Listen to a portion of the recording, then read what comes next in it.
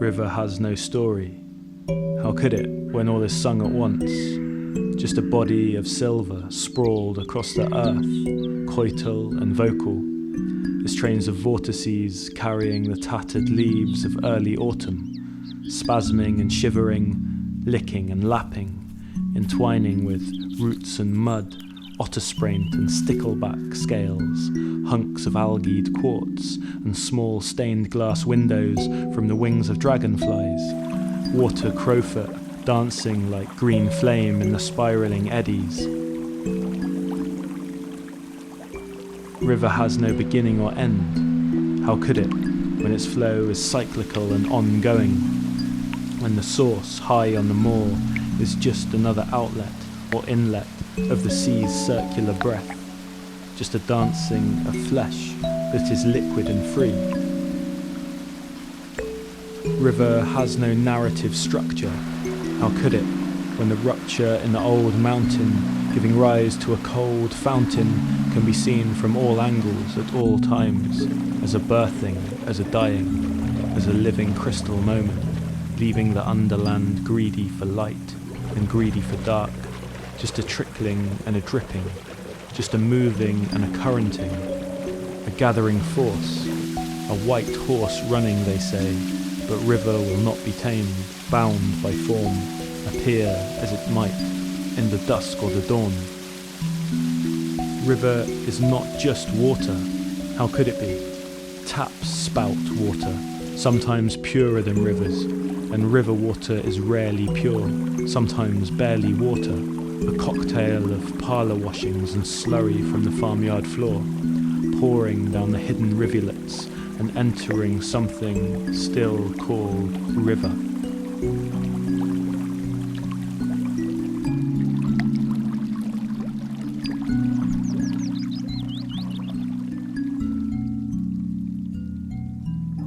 River is a liquid idea springing from the dark depths of our minds, rising up as a thought, as a word, and in reality moving in ways hard to pin down, hard to decipher, this tangle of flow, this gestalt somehow moving through itself under gravity's rough guidance. To be sure, beware the river metaphor, analogy, allegory, beware the human river, but also bear in mind that we would do well, could make ourselves well perhaps, if we too learnt to move through ourselves as water does, travelling the only way it knows, in its groove, in the thalweg of the quiet valley's course. And what of this particular river? Some call it Tavi. I call it river of dream, river of memory, river of secret bends, river of overhanging roots and dark, damp halts, river of sleep and wakefulness, where grasses sway long in its neighbouring meadows, and in the may trees and sloe trees, and in the goat willow and alder, the wren flits and the magpie sits, and the wood pigeon flutes her longing to the Tavi mist that ghosts the surface of this liquid slate. Tavi's a working river, worked too hard now. We harnessed her once, and her 100 parent streams, to power industry, the 100 woolen mills of Dravach, the hidden factory of Gaer, the corn mill of Kenarth. Worked her hard, to be sure, but kept her waters acceptably clean. Now the queen, whose salmon were so plentiful, now the drunkard, full of pure peaty ale, suffers from our runoff and our plastic, our hypochlorite and our spillages. We behave as gods and forget that, when we poison the brown god thus, we poison the blood that runs through our own veins, alter the thud of our own hearts. When we cannot care for our rivers, we have lost our way.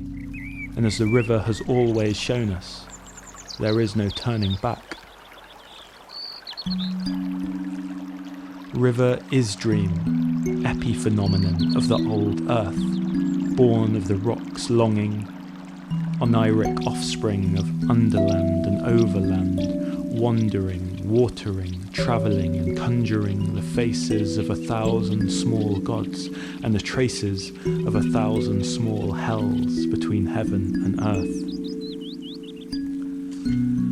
I have been many times to the sources in the hills, close to the centre of Wales, where grooves in the peat channel and merge and form the first flows that join and grow and gather to pool together into Llyn Teifi. I have seen the skylarks and the ravens there, the kites circling above vast plateaus of moorgrass.